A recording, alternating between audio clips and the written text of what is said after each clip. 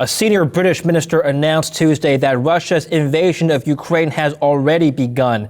Those comments follow news as Vladimir Putin, president of Russia, has announced that he has recognized two breakaway regions in eastern Ukraine and is now deploying troops to those regions. The U.S. and the UK are moving to impose sanctions following this action. The markets are reacting to this news, of course, and we'll be discussing the key commodities to follow that could benefit from the situation in Eastern Europe. Joining me today is Phil Streible, Chief Market Strategist at Blue Line Futures. Phil, welcome back to the show. Yeah, thanks for having me on, David. Tumultuous times we're seeing right now, geopolitical-wise, but the markets for the traders are just ripe with opportunities. We're going to start with the oil markets first. $93, I'm looking at crude, almost at $100 a barrel. I think you've been calling for $100 a barrel for quite some time. You've been long oil. What's going on with the oil markets? You know, when you break down the numbers and you look at what the situation that the U.S. is in conjunction with what's going on with Russia, we're really at a disadvantage. And also oil prices have nothing but upward momentum from here. Look at the only defensive measures that the U.S. can do to bring oil prices back down. They can only release from the SPR, which has been discussed again, and it is not advisable because we're already at very low inventory levels. And also, we can negotiate with Iran over the nuclear agreement in order to get them to pump out excess oil and relieve some of these supply constraints. So I just don't think that those are two great options on the board. You look at U.S. production, it's still about 10% below the production we were having before COVID had hit. And then Russia, they're a major producer of oil. They produce 9 million barrels. What's to say that they don't start sidelining and sending some of that oil over to China and other areas that are embracing their situation? So I think oil, its volatility is going to be here to stay. I think you buy breaks on oil, you get down into 87, 85. I think those are good levels for core positions to try and ride up to the $100 mark. Well, help me understand the supply situation here, Phil. A lot of analysts I've spoken to and I've read online have spoken about the supply crunch that may come as a result of a potential Russian invasion, hence the rise in oil prices. Look, I understand the concept of a supply crunch in situations like the Gulf War, for example, or the invasion of Iraq. Those are, oil-producing nations that basically get crunched if they're invaded. But now we're talking about a major oil producer that is the aggressor. Why would the supply situation in Russia be affected by this situation? Well, what they would do is they would divert their oil instead of selling it into, the current export structure that they have. They can easily make agreements with other countries to buy that oil, like over to China. So it would, and also they can take off some of that oil. They can hold back. There's no reason for them necessarily to sell. They have too many other key commodities that prices can drive up on. You look at the U.S., our demand is continuing to increase. And especially at the end of March, they're supposed to, end of February, beginning of March, we're going to lift all these mask mandates. People are going to have a new sense of relief. They're going to travel. You're already seeing travel stocks that are reporting record earnings. The demand is there. The supply isn't there. And if you get any kind of, say, disruption to exports from Russia, that's also a tailwind that could push prices higher. Okay. It seems to me like Russia doesn't need to invade Ukraine then to push up oil prices. All they have to do is what you just said, which is to divert their supply elsewhere, or even just cut back on their production to boost up the price of oil, right? Yeah, you're also going to see with that Nord Stream 2 pipeline halted, which affects mainly natural gas, you're seeing, energy demand. People are out there trying to secure any type of energy they can, especially heating related energies. So we really believe that, tailwind for crude oil on up to $100, it's all built in there. It's built into the story right now. You don't see U.S. shale and gas producers upping their production in response to this crisis? Oh man, that would be so difficult. Not with the current political setup that we have in the U.S. They are just so green energy over here that you're going to get no CapEx spending into building these production levels back up. Remember, they shut down the Keystone pipeline. I mean, they do not want to create oil in the United States. It is dirty. It is looked at as bad for the environment. And this political regime that we have right now is pro-environment. So we'd rather have Iran fire up their refineries, which I'm sure are fantastic, and all green energy and everything. And they'll solve the problem here with the supply side. That's right. Well, good point. But looking at now, Phil, as a trader, how are you analyzing this situation? How far could Russia potentially go, in your opinion? And what's that going to do to oil? And we'll talk about the other commodities in just a minute. I mean, it doesn't necessarily seem like a long-term conflict because it's controlled by these Russian separatists that seem to want to join Russia. So this is really just a big land grab that's causing a lot of political headlines. And I totally understand it. So you're going to look and you're going to see continued focus on the sanctions that come out and then how those impact, the key commodities that are out there. Remember, you look at Russia, they produce 6% of the world's aluminum. Well, if we hit them with tariffs, they might not export as much aluminum, or they might increase export costs on there. And you can already see aluminum, which is at record highs right now, continue to move higher. And there's a number of other commodities out there that are just like that. Yeah. Okay. So let's talk about these other commodities. Oil is obviously one of them. So strategic metals, commodities, hard or softs. What else are you looking at? So, obviously they're the number one producer of palladium. They produced 91 metric tons back in 2020. We don't have the 2021 figures yet here. You start to see these mass mandates drop. You see people come back on. Toyota comes back to their assembly lines. That was announced this week. We've seen platinum prices already shoot up about $100 in a week. Palladium right now has had about $100 range today on here. They are the number 2 producer of platinum, number 1 producer of palladium. They are the number 3 wheat producer. Look at a chart of wheat. It is broken out to the upside. It is up about 4.85% here today as of this recording right now. And it is blowing away all the other softs grains that are out there. So, a lot of these commodities, they produce 3.5% of the world's copper. With EV demand increasing, copper is like one of the main components of that, all the wiring that's in there. And they produce 4% of the world's cobalt, which are used in those batteries for EV. So Russia is a very, strategic country when it comes to commodity production, commodity exports, and the direction that the global economy is wanting to go. Those key commodities are all very relevant. But again, Phil, help me understand here the situation. Suppose they do move into Ukraine either through direct military action or through just willingness from the Ukrainians' part. How's that going to impact their supply chain of those metals? The disruption of them, they might halt on, like if you see, the Black Sea, if that gets inundated with military vessels, the exports of wheat from Russia are going to stop. And if that stops, the demand continues, it outstrips the supply that's out there. They might hold back on exports on any of these. I mean, that is their one negotiating tool, is that they have all these different commodities and they produce these commodities. They can easily hold back or send to other places. You can renegotiate contracts with different countries and form new allies because of, your strategic commodities you produce. All right, let's get some of your price outlooks then. Let's start with oil first. So we're at $93 on the WTI today. How far can we go?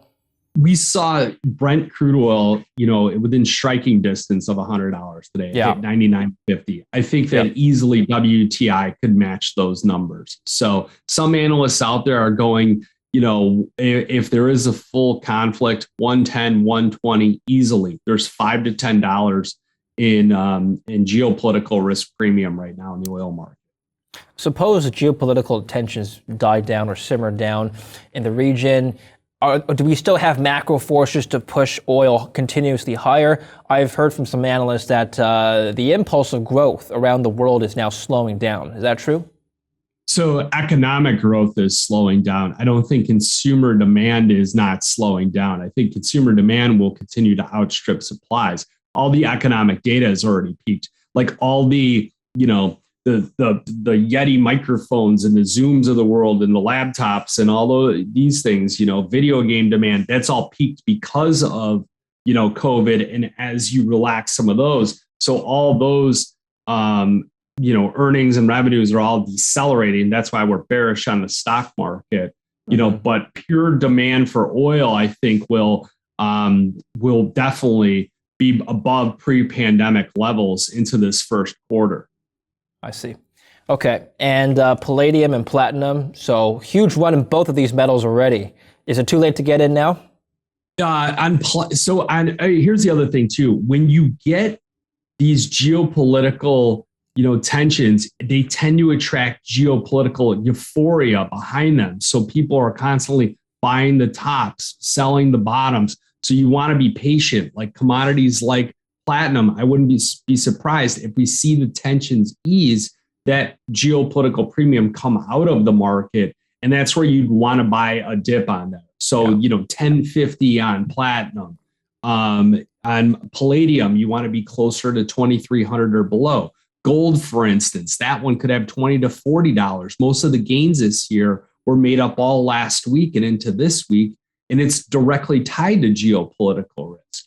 So, be patient on these commodities. Don't chase them by any means. Speaking of commodities, let's talk about gold. Gold and the US dollar have both moved up since the beginning of February. I'm guessing because they're both safe haven plays. Gold, can we see $2,000 soon? We've hit 1,900 last week, I believe. So we're within striking distance of that critical threshold, psychological threshold. We could definitely see a move up there. Now, you've already seen, if you look at nowcast models that look at and price in economic growth throughout the year, and also the number of rate hikes that the Fed has baked in. It was 7 rate hikes. Now coming in today, it's only 6 rate hikes. We anticipate this trend continue. The Fed is tightening into an economic slowdown, which makes it very dangerous. And this new geopolitical uncertainty could also weigh in more. So where it could be the 6, we could go all the way down to 4. So I think that investors are chasing more hard assets. They are liquidating these, frothy, high growth, high beta type investments. Look at the NASDAQ, terrible, down 15% since its cycle high. Russell down 15% from its cycle high. Bitcoin, remember Bitcoin was the safe haven. Oh my God, this is the greatest thing since sliced bread. It took 26 ounces of gold to buy 1 Bitcoin at the start of the year. Now you only need 19, and that's breaking out. So Bitcoin is losing its luster right here, and formed a big lower high on the charts just recently. Okay, let me give you a bearish counter argument to gold, and I want to see how you respond to this. Geopolitical tensions, some say, are just a temporary tailwind for gold. They're not to be sustained. In fact, geopolitical tensions in the past have only pushed gold higher for a short amount of time before that dissipates. Suppose we do have tensions de-escalate in Eastern Europe. That's not enough to sustain gold to go much higher. We've got a lot of pressures on gold, a potentially rising U.S. federal funds rate. Nominal rates are going up. Real rates might be going up. The dollar might put pressure on gold. So we're going to see gold push all the way back down to as low as 1,600. I've seen in some reports after this whole crisis rolls over. What do you think? You got to tell me that guy who's got 1,600, because I'll buy the gold off him when it gets down there. So, okay, great. Geopolitical tensions, all this, it's over with. Russia and Ukraine, the president, they shake hands, they go back and sing Kumbaya. Gold falls $40-$50, even goes back down to 1,800. That's where we're going to step in and buy it. That's why I'm saying don't chase gold at these levels. The geopolitical tensions generally ease, and this is the euphoria right now. But I'm telling you, if gold prices came down to that level, it would be matched by a ton of buying out there, because the economic state of not only the U.S. economy, but the global economy all these central banks are tightening into an economic slowdown. This Russia-Ukraine thing is just accelerating it. And the number of rate hikes will decline, just like they are right now. They went from 7 last week to 6 right now, and they will continue to go lower. And I'm telling you that the Fed is going to cite financial uncertainties in the markets, and that's why they don't do that. The dollar index, it's going to be perceived as a safe haven, and the dollar and gold have been traveling up together, just slow and steady here just recently. So I wouldn't be too concerned. Look, Europe, they were going to raise rates. There is no way in you know what that they are going to raise rates now with all this nonsense going on. So that will act as a boost to the gold market. And I think some of I think the yields already peaked too, like 2.25 on treasuries. I think that's going to be the top of it. I think they'll only start to come down from these levels. Okay. So your gold outlook for the year? I mean, 2,000 is I think that's a mouthful to say. I think that you would need continuous stagflation, deflationary environment in order to get that 2,000, which is not. I'm not saying it's possible, but I think realistically, gold has been so range bound that you continue to trade the range. Now, the breakout that has occurred here has happened on geopolitical tensions. So if it does come off, we're going to trade back into that range, obviously. And coming up with a year-end price target, I don't know. It's too tough to say. 1950. I'm just throwing darts now at the wall. So I can't give you that. I would just say that on gold. I'm just trying to gauge your sentiment here. Are you really bullish? Are you kind of like neutral? Because I've got it says you're neutral right now. Range bound is kind of neutral, right? I want to own gold in my portfolio and for my clients' portfolios, but at the right price. And also look at silver. Look at a chart of silver. Silver is not broken out. It's trying to, but the chart pattern is different from the gold market. So, I don't know if it's a tail wagging the dog or something is going to happen there. It just got me a little bit hesitant to jump in with both feet in the deep end of the swimming pool, going after gold and silver right here.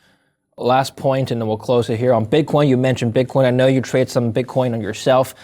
Listen, Bitcoin has been moving in tandem with like tech stocks, for example. It's just trading like a leverage play on the NASDAQ. And you know how that's worked out because tech stocks, risk assets have been hammered by all this geopolitical talk. So Bitcoin's not doing so well. What's your outlook here? Can we see a recovery or... On the NASDAQ, over 50% of the NASDAQ stocks are down 50% from their recent, November 19th high when that market peaked. So you look at Bitcoin, Bitcoin does operate like a high growth, high beta. You had it shoot up to 44,000 like last week and all these people were chasing it. People were calling me about buying it and everything. And really, I think it was when they said in Canada something, I might be misinterpreting it, but it said that like basically they could seize your bank accounts and things like that. I think people were buying Bitcoin and alternative cryptocurrencies on that type of scare. Now that those have died down, Bitcoin does not operate well back tested in deflationary environments. Or it does okay in stagflation. It does really well in reflation. But then again, you could throw a dart at the board, hit a tech stock, and you'll be chasing it all week long. So I don't have really a price outlook on Bitcoin, but I mean, I would not be surprised to see sub 30,000 say this year. And, if they announce some things like that on the US that they were gonna seize your bank account for donating $50 to the Republican committee, blah, blah, blah. I guess I would have to move some funds out of my bank account and buy a cryptocurrency like that. Well, here's the thing now in Canada, they didn't just announce they would possibly seize your bank accounts if you're tied to the trucker protest, but the RCMP has blocked transactions on certain crypto wallets on Canadian crypto exchanges tied to those people in the protest. So not only are they capable of seizing or freezing your bank assets, but they're also capable of stopping you from making crypto transactions on Canadian exchanges. Obviously, if you have US dollar on bitcoin.com or Binance or whatever, they can't do anything about that. But yeah, if you're a Canadian, tough luck for you on cryptos and your bank accounts. I guess you got to start hodling gold and, you got to start getting physical gold and silver again, so. Maybe that's the way to go. That's it. Yeah. Yeah, Phil, great thoughts as always. Thank you for coming on Kitco. Thank you for all the work you're doing for us, and I'll look forward to speaking with you next time. Take care, David. Thanks for having me. And thank you for watching Kitco News. I'm David Lin. Stay tuned for more.